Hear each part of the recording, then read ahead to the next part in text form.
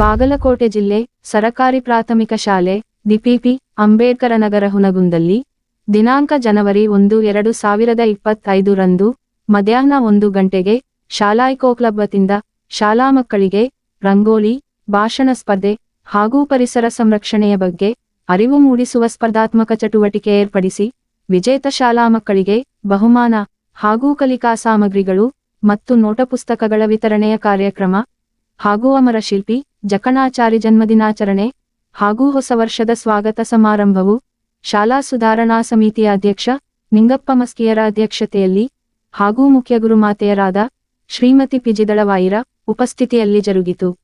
ಈ ಒಂದು ಕಾರ್ಯಕ್ರಮದಲ್ಲಿ ಬಿಆರ್ಸಿ ಮತ್ತು ಮುಖ್ಯ ಅತಿಥಿಗಳಾದ ವಿವಾಯ ಮುಂಡೆವಾಡಿರು ಹಾಗೂ ಅತಿಥಿಗಳಾದ ಐಆರ್ ನಾಯಕರು ಮಕ್ಕಳಿಗೆ ಹೊಸ ವರ್ಷದ ಹಾಗೂ ಜಕಣಾಚಾರ್ಯರ ಜನ್ಮದಿನಾಚರಣೆಯ ಶುಭಾಶಯಗಳು ಕೋರಿ ಮಾತನಾಡಿದವರು, ಶಾಲಾ ಇಕೋ ಕ್ಲಬ್ ವತಿಯಿಂದ ಹಮ್ಮಿಕೊಳ್ಳುವ ಪ್ರತಿಯೊಂದು ಕಾರ್ಯಕ್ರಮದಲ್ಲಿ ಭಾಗವಹಿಸುವುದರೊಂದಿಗೆ ವಿಶೇಷವಾಗಿ ಪರಿಸರ ಸಂರಕ್ಷಣೆಗೆ ಅವಶ್ಯವಿರುವ ಗಿಡ ಮರಗಳನ್ನು ಬೆಳೆಸಿ ನಮ್ಮ ಮತ್ತು ಸಮಾಜದ ಆರೋಗ್ಯವನ್ನು ಹೇಗೆ ಕಾಪಾಡಿಕೊಳ್ಳಬೇಕೆಂಬುದರ ಬಗ್ಗೆ ಪ್ರಸ್ತಾಪಿಸಿದರು. ನಂತರ ಅಮರಶಿಲ್ಪಿ ಜಕಣಾಚಾರ್ಯರು ಶಿಲ್ಪಕಲಾ ನೈಪುಣ್ಯದಿಂದ ಹೇಗೆ ಜಗತ್ಪ್ರಸಿದ್ಧರಾದರು, ಹಾಗೆಯೇ ಮಕ್ಕಳೆಲ್ಲ ಕೌಶಲ್ಯ ನೈಪುಣ್ಯತೆಯನ್ನು ಮೈಗೂಡಿಸಿಕೊಳ್ಳಬೇಕೆಂದು ಕರೆ ನೀಡಿದರು. ಈ ಕಾರ್ಯಕ್ರಮದಲ್ಲಿ ಗುರುಮಾತೆಯರಾದ ಶ್ರೀಮತಿ ಎಂ ಬಳ್ಳಾರಿಯರು ಕಾರ್ಯಕ್ರಮದಲ್ಲಿ ನಿರೂಪಿಸಿದರು.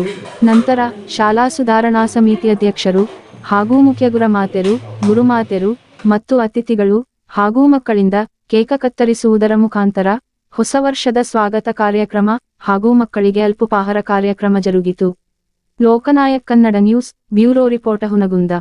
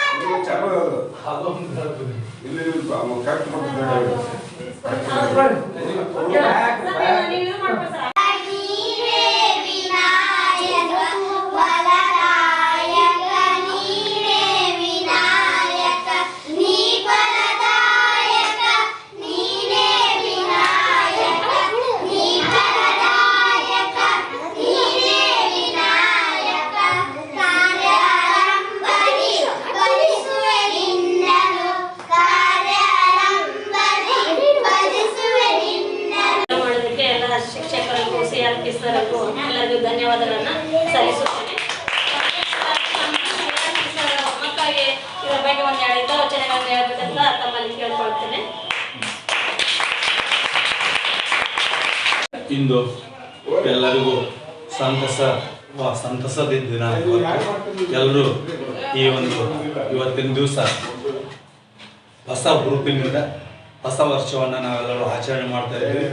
ಆ ಹೊಸ ವರ್ಷದ ಒಂದು ಸಂದರ್ಭದಲ್ಲಿ ನಾವು ಇವತ್ತು ಇಕೋ ಕ್ಲಬ್ ಒಂದು ಕಾರ್ಯಕ್ರಮದ ಅಡಿಯಲ್ಲಿ ಶಾಲೆಯಲ್ಲಿ ರಂಗೋಲಿ ಸ್ಪರ್ಧೆ, ಪರಿಸರದ ಕುರಿತು ಭಾಷಣ ಸ್ಪರ್ಧೆ, ಈ ರೀತಿಯೊಳಗೆ ಹಲವಾರು ಕಾರ್ಯಕ್ರಮಗಳನ್ನು ಹಾಕಿಕೊಂಡು ಅವುಗಳಿಗೆ ಬಹುಮಾನಗಳನ್ನು ಸಹಿತ ಇವತ್ತು ವಿತರಣೆ ಮಾಡ್ತಾ ಇದ್ದೀವಿ. ಶಾಲಾ ಸಿಬ್ಬಂದಿಯವರು ಒಳ್ಳೆಯ ರೀತಿಯಲ್ಲಿ ಕಾರ್ಯಕ್ರಮವನ್ನು ಆಯೋಜನೆ ಮಾಡ್ಯಾರ.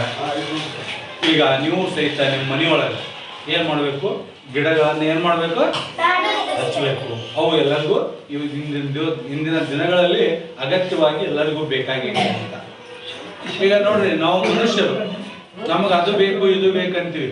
ಅವು ಗಿಡಗಳು ಏನ್ ಮಾಡ್ತಾವ, ಅವು ಏನಾರ ಕೇಳ್ತಾವ? ನಿಮ್ಮ ಏನು ಕೇಳಲ್ಲ. ಅವು ಕೊಡ್ತಾ ಇರ್ತಾವ. ನಮ್ಗೆ ಏನ್ ಕೊಡ್ತಾವು? ತರಕಾರಿ ಕೊಡ್ತಾವ, ಹೂ ಕೊಡ್ತಾವ. ಹೌದಾ? ಇಷ್ಟೆಲ್ಲ ನಮ್ಗ ಅವು ಸಹಾಯ ಮಾಡ್ತಾವ.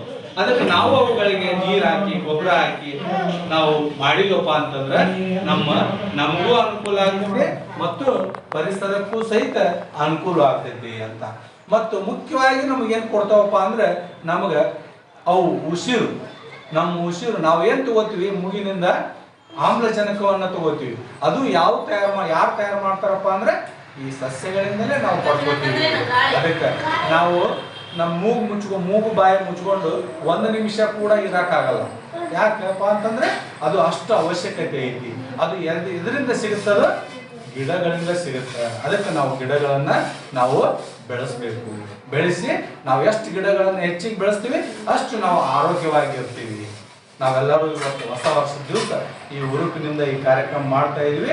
ನಾವು ಈ ಇಕೋ ಕ್ಲಬ್ ಕಾರ್ಯಕ್ರಮವನ್ನ 1 ದಿವಸ ಮಾಡಿ ಬಿಡೋದಲ್ಲ, ಪ್ರತಿ ದಿವಸನೂ ಮಾಡಬೇಕು ಅಂತ. ಪ್ರತಿ ದಿವಸನೂ ಗಿಡಗಳಿಗೆ ನಾವು ಗೊಬ್ಬರ ಹಾಕೋದಾಗ್ಲಿ ಯಶಸ್ವಿ ಆಗ್ತೀವಿ. ಮತ್ತು ಇವತ್ತಿನ ದಿವಸದಲ್ಲಿ ನಾವು ಇನ್ನೊಬ್ಬರ ಅಮರ ಶಿಲ್ಪಿ ಜಗನ್ನಾಚಾರ್ಯ ಅವರ ಜಯಂತಿಯನ್ನ ಮಾಡ್ತಾ ಇದ್ವಿ.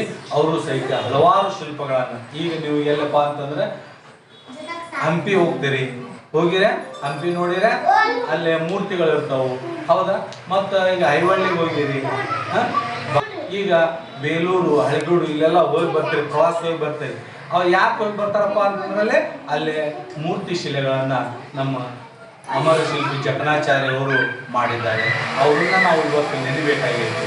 ಮತ್ತು ಅವರಲ್ಲಿ ಒಂದು ಒಳ್ಳೆಯ ಕೌಶಲ್ಯ ಇತ್ತು. ಏನಪ್ಪ ಅಂದ್ರೆ ಶಿಲ್ಪಗಳನ್ನ ಮಾಡುವ ಕೌಶಲ್ಯ ಇತ್ತು. ಹಾಗಾಗಿ ಅವರು ಇಡೀ ಜಗತ್ತಿಗೆ ಪ್ರಸಿದ್ಧರಾಗ್ಯಾರ. ನಾವು ಸಹಿತ ವಿದ್ಯಾರ್ಥಿಗಳಾದವರು ನಾವು ಏನು ಮಾಡಬೇಕು, ಒಳ್ಳೆಯ ಕೌಶಲ್ಯಗಳನ್ನ ನಾವು ರೂಢಿಸ್ಕೊಂಡೇವಪ್ಪ ಅಂತಂದ್ರೆ ನಮ್ಮ ಜೀವನದಲ್ಲಿ ನಾವು ಮುಂದೆ ಬರ್ತೀವಿ.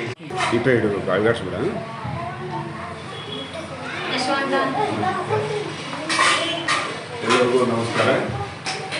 ಇವತ್ತು ಹೊಸ ವರ್ಷದ 2025 ಸಾಲಿನ ಎಲ್ಲರಿಗೂ ಹೊಸ ವರ್ಷದ ಶುಭಾಶಯಗಳು ಕೊಡ್ತೀನಿ. ಜೊತೆಗೆ ಅಮರ್ ಶಿಲ್ಪಿ ಜಯಂತಿ ನೋಡಿ ಮಕ್ಕಳೇ, ಈಗ ಈ ಜಯಂತಿಗಳನ್ನು ಯಾಕೆ ಆಚರಣೆ ಮಾಡ್ತಾರೆ? ಇದು ನಿಮಗೆ ಇದ್ರ ಬಗ್ಗೆ ಒಂದು ಪರಿಸರದ ಬಗ್ಗೆ ಜ್ಞಾನ ಬರಬೇಕನ್ನೋ ಒಂದು ಉದ್ದೇಶದಿಂದ ಇವತ್ತು ಏನು ಮಾಡ್ತಾರೆ, ಯುಕೋ ಕ್ಲಬ್ನಿಂದ ನಿಮ್ಗೆ ನಾನಾ ರೀತಿ ಚಟುವಟಿಕೆಗಳನ್ನು ಹಮ್ಮಿಕೊಂಡಿದ್ದಾರೆ. ಯಾಕೆ ಚಟುವಟಿಕೆ ಹಮ್ಮಿಕೊಂತಾರೆ ಅಂತಂದ್ರೆ, ನೀವು ನಿಮ್ಮ ಸುತ್ತಮುತ್ತಲಿನ ಪರಿಸರ ಯಾವ ರೀತಿ ಸಂರಕ್ಷಣೆ ಮಾಡ್ಕೋಬೇಕು, ಆ ಸಂರಕ್ಷಣೆ ಮಾಡ್ಕೊಂಡ್ರೆ ನಿಮ್ಗೆ ಅದರಿಂದ ಆಗುವಂತಹ ಏನು ಲಾಭಗಳದಾವೆ ಮತ್ತು ಆರೋಗ್ಯ ದೃಷ್ಟಿಯಿಂದ ನಿಮ್ಗೆ ಯಾವ ರೀತಿ ಸಂರಕ್ಷಣೆ ಆಗ್ತೈತೆ ಅದನ್ನು ತಿಳ್ಕೊಳ್ಳೋಕೆ ಒಂದು ಉದ್ದೇಶದಿಂದ ಸರ್ಕಾರ ಏನು ಮಾಡಿರ್ತೈತೆ ಅಂತಂದ್ರೆ ಇಂಥ ಒಂದು ಯೋಜನೆ ಹಮ್ಮಿಕೊಂಡೈತೆ.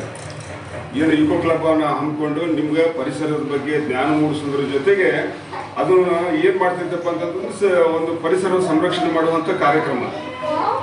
ಅದನ್ನು ನೀವು ಏನು ಮಾಡ್ಬೇಕಂತಂದ್ರೆ ಗುರುಗಳು ಕೊಟ್ಟಂಥ ಮಾರ್ಗದರ್ಶನದ ಜೊತೆಗೆ ಅದನ್ನು ನೀವು ಜೀವನದೊಳಗೆ ಅಳವಡಿಸ್ಕೊಂಡು ನಿಮ್ಮ ಆರೋಗ್ಯದ ಜೊತೆಗೆ ಒಂದು ಸಮಾಜದನ್ನು ಆರೋಗ್ಯವನ್ನು ಕಾಪಾಡುವಂಥ ಒಂದು ಕೆಲಸ ನಿಮ್ಮಿಂದ ಆಗಲಿ ಅನ್ನೋ ಒಂದು ಉದ್ದೇಶದಿಂದ ಮಾಡಿದ್ರೆ ಅದು ಎಲ್ಲರೂ ಆ ನಿಟ್ಟಿನಲ್ಲಿ ನೀವು ಸಾಗಿ ಅಂತ ಹೇಳಿ ನಾನು ಒಂದು 2 ಮಾತುಗಳಿಗೆ ಅವಕಾಶ ಕೊಟ್ಟಂಥ ಎಲ್ಲ ನಮ್ಮ ಈ ಶಾಲೆಯ ಒಂದು ಮುಖ್ಯ ಗುರುಮಾತೆಯರಿಗೆ ಮತ್ತು ಗುರುಮಾತೆಯರಿಗೆ, ಅಧ್ಯಕ್ಷರಿಗೆ ಮತ್ತು CRP ಆದಂಥ ಅಧಿಕಾರಿಗಳಿಗೂ ಸಹ ನನ್ನ